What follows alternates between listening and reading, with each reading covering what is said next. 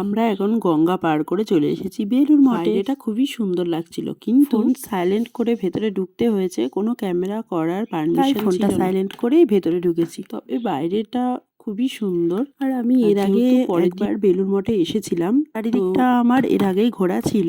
আর পাশে একটি মিউজিয়াম ছিল, যেহেতু এর আগে আমরা মিউজিয়ামটাই ঘুরেছি তাই মেন মন্দিরটাই শুধু দর্শন করেছি। মিউজিয়ামটা ভেতরে খুবই সুন্দর, এর আগে যেহেতু গেছিলাম তাই এবার গেলাম। চারিদিকটা আমরা একটু ঘুরে নিচ্ছি। 11:30 বেজে গেলে মেন গেট বন্ধ হয়ে যায়। বিকেল 4টের সময় গেট খোলা হবে, তখন আবার প্রবেশ করতে পারবে। যারা এখনো বেলুড় মঠে আসোনি তাদেরকে বলবো 10টা থেকে 10:30টার মধ্যে ঢোকার চেষ্টা করবে।